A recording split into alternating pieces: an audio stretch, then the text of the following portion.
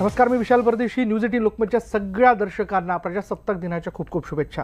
जाणून घेणार आहोत महत्त्वाच्या घडामोडी. सुरुवात करूया. साताऱ्यात खासदार उदयनराजे आणि आमदार शिवेंद्रराजे या दोन भावांमधील वाद संपूर्ण महाराष्ट्राला माहिती आहे.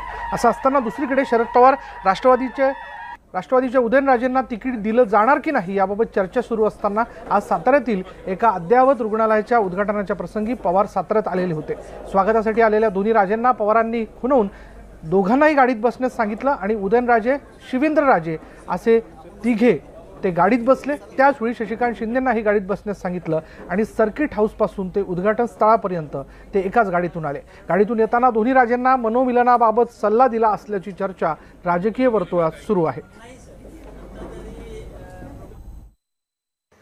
त्यांनी मार्गदर्शन करताना उदयनराजे त्यांनी एक गोष्ट सांगितली आपल्याला की डोकं शांत ठेवा. ते कोणासाठी सांगितलं मला माहिती नाही, पण त्यांची सूचना आपण दोघेही स्वीकारतो. कारण डॉक्टरचं मार्गदर्शन आहे, त्याच्याकडे दुर्लक्ष करून चाललं नाही.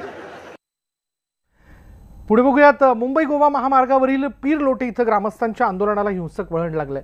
गोवंश हत्येबाबत पोलीस हलगर्जीपणा करत असल्याचा ग्रामस्थांचा आरोप होतोय आणि या आंदोलनाच्या वेळी ग्रामस्थांनी मोठी तोडफोड केली. यात एक पोलीस अधिकारी गंभीर जखमी झालेत, तर पोलिसांच्या 2 गाड्या आणि तहसीलदारांची ही गाडी फोडण्यात आली. दरम्यान पोलिसांचा मोठा ताफा त्या ठिकाणी तैनात झाल्यानंतर मुंबई गोवा महामार्गावरील वाहतूक आता सुरळीत झाली आहे.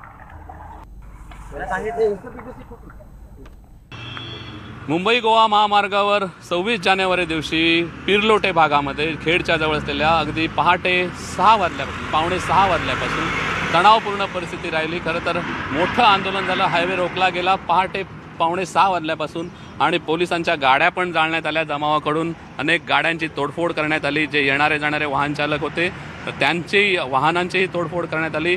पोलीस इथे आत्ता दिसत आहेत, परंतु जवळपास म्हणजे 2-2.5 तास हायवे रोखण्यात आलेला होता आंदोलकांकडून. हे आंदोलक कोण होते तर हे आंदोलक एक धामणदेवी म्हणून गाव आहे, त्यातल्या ग्रामस्थांबरोबर वेगवेगळ्या राजकीय पक्षांचे कार्यकर्ते या आंदोलनात सहभागी झाले. आंदोलकांची मागणी होती की काही दिवसांपूर्वी त्यांनी गोवंश हत्येसंदर्भात पोलिसांकडे तक्रार केलेली होती. या तक्रारीची दखल पोलिसांनी घेतलेली नाही आणि त्यामुळे पुन्हा एकदा आज रात्री म्हणजे 25 जानेवारीच्या रात्री तशीच परिस्थिती या आंदोलकांना पाहायला मिळाली आणि त्या संदर्भामुळे तक्रार करायला गेल्यानंतर ग्रामस्थ पुन्हा आक्रमक झाले आणि आत्ता जी परिस्थिती आहे ही परिस्थिती नियंत्रणामध्ये आहे. खरं तर इथे बघतो आपण हा हायवे, या हायवेवरून वाहनं आत्ता सुरू झालेली आहेत.